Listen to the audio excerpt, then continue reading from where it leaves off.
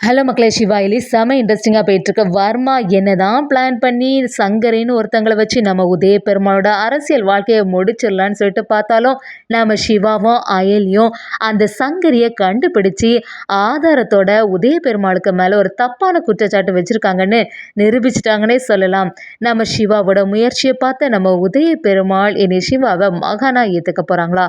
வீடியோக்குள்ள போறதுக்கு முன்னாடி நம்ம சேனலுக்கு சப்ஸ்கிரைப் பண்ணிருங்க. அப்படியே பக்கத்துல இருக்க பெல் ஐக்கனை கிளிக் பண்ணிருங்க. அப்பதான் நான் போடுற வீடியோலாம் உங்களுக்கு நோட்டிஃபிகேஷனா வரும். நம்ம இந்திராணி அந்த நியூஸை பார்த்த உடனே அப்படியே ஆடி போய் நிற்கிறாங்க. இந்திராணி நம்ம சிவா அயலிக்கிட்ட, சரி இந்த நியூஸை பார்த்துட்டு நீ ஒரு முடிவு எடுக்கிறேன்னு தெரியும். ஆனால் ஏற்கனவே நீங்கள் என்ன நல்லது செய்தாலுமே இந்த வீட்டில் உள்ளவங்க எல்லாருக்குமே பிடிக்கவே மாட்டேங்குது. அதுலேயும் சிவா, நீ இந்த விஷயத்தில் எதுக்கும் தலையிடாத, ஏதாவது ஒரு செயல் செய்யணும்னு இருந்தீங்கன்னா என்கிட்ட சொல்லு, நானே பார்த்துக்கேன்னு சொல்லும்போது நம்ம சிவாவும், என்னை மன்னிச்சிடுங்கக்கா, இது எனக்கான பர்சனல் விஷயமா இருக்குது. கண்டிப்பாக அந்த சங்கரி நியூஸில் டெலிகாஸ்ட் ஆன அந்த ஃபோட்டோவை பார்த்து அவங்க யாருன்னு கண்டுபிடிச்சி அவங்க மூலமாகவே நான் இந்த உண்மையை நிரூபிப்பேன். இது எனக்கான ஒரு சவாலாக இருக்க போகுதுன்னு சொல்லிட்டு நம்ம இந்திராணி கிட்ட சொல்ல ஆரம்பிக்கிறாங்க. இந்திராணி, நம்ம சிவா கிட்ட நீ என்ன செய்தாலுமே நான் துணையாகவே இருக்கேன். ஆனால் மறுபடியும் உங்களுக்கு மேலே ஏதாவது ஒரு குற்றச்சாட்டு வந்துடக்கூடாது. அதில் கொஞ்சம் கவனமாக இருங்கன்னு சொல்ல ஆரம்பிக்கிறாங்க. நம்ம அயலியும் சிவா கிட்ட நீங்கள் சொல்கிறதெல்லாம் சரியாக தான் இருக்குது. நம்ம எப்படி கண்டுபிடிக்கிறது அப்படி சொல்லும்போது நம்ம டீமுக்கிட்ட இந்த ஃபோட்டோவை பற்றி அனுப்பி இவங்களோட டீட்டெயில், இவங்களோட அட்ரஸ் எல்லாத்தையுமே கண்டுபிடிக்கலாம்னு சொல்லிட்டு அந்த நியூஸில் டெலிகாஸ்ட் ஆன அந்த சங்கரியோட ஃபோட்டோவை வச்சு கொடுக்குறாங்க. அந்த டீமில் உள்ளவங்க எல்லாருமே ஆராய்ஞ்சு பார்த்து ஒரு அட்ரஸை கொடுக்குறாங்க. அதே இடத்துக்கு நம்ம சிவாவும் அயலியும் செம அதிரடியாக போகிறாங்க. அங்கே நம்ம அயலியும், இந்த டிவியில் டெலிகாஸ்ட் ஆயிருந்ததில் சங்கரின்னு ஒருத்தங்க, அவங்க நீங்கள் தானே அப்படி கேட்கும்போது, ஆமாம் நான் தான், எதுக்காக நீங்கள் இங்கே வந்திருக்கீங்க அப்படி சொல்லும்போது, இல்லை உங்கள்கிட்ட ஒரு விசாரணை பண்ணணும் அப்படின்னு சொல்கிறாங்க.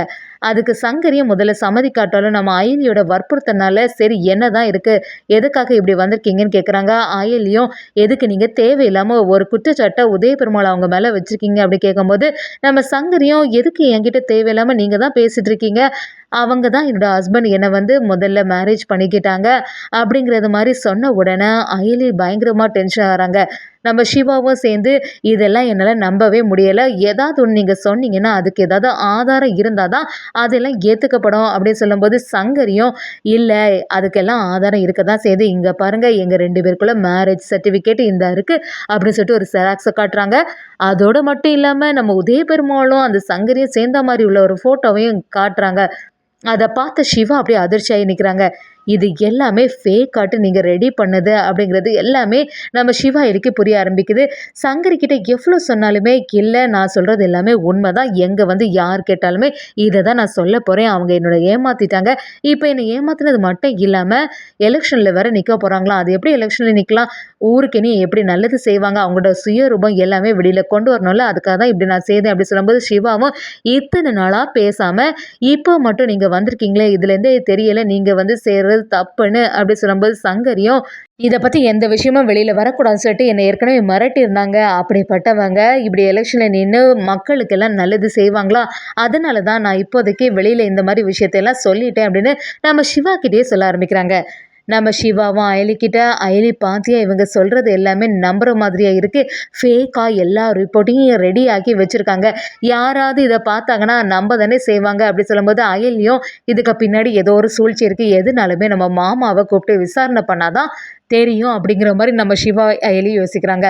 சிவாவும் அயலியும் உடனே இந்திராணி கிட்ட, நாங்கள் சங்கரியை போய் பார்த்தோம், அவங்க ஒரு ரிப்போர்ட் எல்லாம் வச்சுருக்காங்க, மேரேஜ் சர்டிஃபிகேட் வச்சுருக்காங்க, ஃபோட்டோ இப்படின்னு எல்லாத்தையுமே எங்கள்கிட்ட எடுத்து காட்டினாங்கக்கா, எங்களுக்கு உங்கள் மூலமாக ஒரு உதவி வேணும், நான் அப்பா கிட்ட நேரடியாக கேட்டால் எப்படி இருந்தாலுமே எந்த உண்மையும் சொல்ல மாட்டாங்க, அப்பாவுக்கு ஏதோ ஒரு விஷயம் தெரிஞ்சிருக்கு, அதை என்கிட்டேருந்து மறைக்கிறாங்கன்னு மட்டும் எனக்கு நல்லாவே புரியுது, ஆனால் உங்கள் மேலே ஒரு மரியாதை வச்சுருக்கனால நீங்கள் எது கேட்டாலுமே சொல்லுவாங்க அப்படி சொல்லும்போது நம்ம இந்திராணியும் உதய பெருமாளை, சித்தப்பா உங்கள்கிட்ட கொஞ்சம் தனியாக பேசணும்னு சொல்லிட்டு மாடிக்கு வர வைக்கிறாங்க.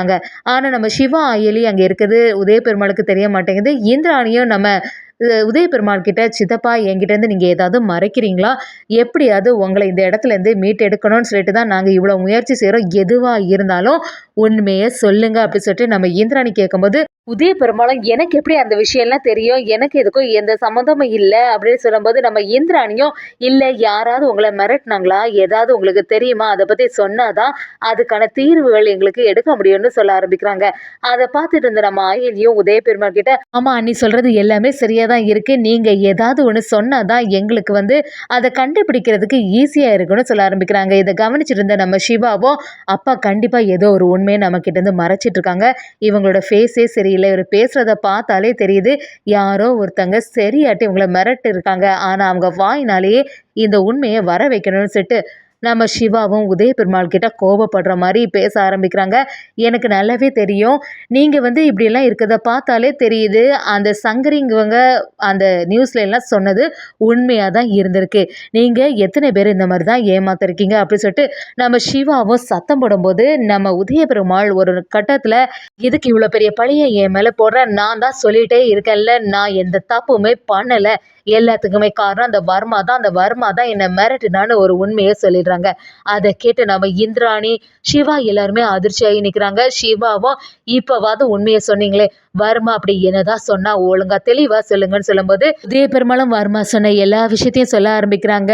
ஏற்கனவே இந்த எலெக்ஷன்ல நாமினேஷன் ஏதாவது பண்ணியன்னா நடக்கிறதே வேற, உன்னை பத்தி தப்பான விஷயத்த நான் பரப்பி விடுவேன்னு சொல்லியிருக்கான், அது மாதிரியே செய்துட்டான் அப்படிங்கிறத சொன்ன உடனே நம்ம சிவா எலியே அப்படியே அதிர்ச்சியாகி நிற்கிறாங்க. இப்பதான் எல்லாமே புரியுதுன்னு சொல்லிட்டு நம்ம சிவா எலிகிட்ட சொல்றாங்க. இந்திராணியும் அப்படி உங்களை எலெக்ஷன்ல நிக்க வைக்க கூடாதுன்னு சொல்லிட்டு ஏன் வர்மா நினைக்கிறான் அப்படின்னு கேட்கும்போது நம்ம சிவாவும் என்னக்கா புரியாம பேசிட்டு இருக்க, ஏற்கனவே மினிஸ்டர் கேஸ்ல வர்மா தானே மாட்டிட்டு இருக்கான், இந்த மாதிரி ஒரு சிச்சுவேஷன்ல அப்பா மட்டும் எலெக்ஷனில் நின்று ஜெயிச்சிட்டாங்கன்னு வச்சிங்க, அதுக்கப்புறம் கேஸே அந்த வர்மாவோட கேஸாக தான் இருக்க போகுது, அதனால தான் பயந்துக்கிட்டு இந்த மாதிரி செய்துட்ருக்கான் அப்படி சொல்லும்போது நம்ம இந்திராணியும் சரி அதுக்கு என்ன தான் பண்ணுறது அப்படின்னு யோசிக்கும் போது சிவாவும் இப்போ தான் யார் காரணம்னு தெரிஞ்சுட்டு அதனால் ஈஸியாட்டு நம்ம கண்டுபிடிச்சிடலான்னு சொல்லி நம்ம அயலியும் சிவாவும் சேர்ந்து உதய பெருமாளுக்கு ஆறுதலாக இருக்காங்க. நம்ம சிவாவும் அயலிக்கிட்ட நான் சந்தேகப்பட்டது எல்லாமே சரியாக தான் இருக்குது, அதுக்கு தான் கபிலன் அப்பாவே எலெக்ஷனில் நிற்கக்கூடாதுன்னு இவ்வளோ முயற்சி செய்திருப்பான் போல, கபிலன் வர்மாவோட திட்டமாக தான் இருந்திருக்கு, நம்ம கபிலனுக்கு ஒரு சூழ்ச்சி வேலை செய்தோன்னு வச்சுக்கேன், அதுக்கப்புறம் ஆட்டோமேட்டிக்காக எல்லா விஷயமும் தெரிய வந்துடும் அப்படின்னு சொல்லிட்டு நம்ம சிவா யோசிக்கிறாங்க. சிவாவும் அந்த சங்கரியை கண்டுபிடிச்சு மறுபடியும் மிரட்ட ஆரம்பிச்சு நீ எதுக்காக இப்படிலாம் சொன்னேன்னு எனக்கு நல்லாவே தெரியுது, ஒழுங்கு மரியாதையாக உண்மையை ஒத்துக்கோ, எங்கள்கிட்ட நீ தப்பாட்டு பேசியிருக்க அப்படிங்கிற ஒரு ஆதாரம் இருக்குது, உதய பெருமாளுக்கும் உனக்கு எந்த சம்மந்தம் இல்லை அப்படிங்கிறத திருப்பியும் நியூஸில் ஒழுங்காட்டு தெளிவு பண்ணிடணும் அப்படின்னு சொல்லிட்டு நம்ம சிவா கேட்கும்போது சங்கரியும் பயந்த மாதிரி இல்லை, நம்ம சிவாவும் ஆயிலையும் செம மாசா அவங்களோட பாணியில் அப்படியே சங்கரியை வெளுத்தெடுக்கிறாங்கன்னு சொல்ல ஒரு கட்டத்தில் சங்கரியே மறுபடியும் உதய பெருமாளுக்கு மேலே எந்த தப்பும் இல்லை, இந்த மாதிரி தவறுதெல்லாம் நான் சொல்லிட்டேன் அப்படின்னு ஒரு சாட்சியை சொல்கிறாங்கன்னே சொல்லலாம்.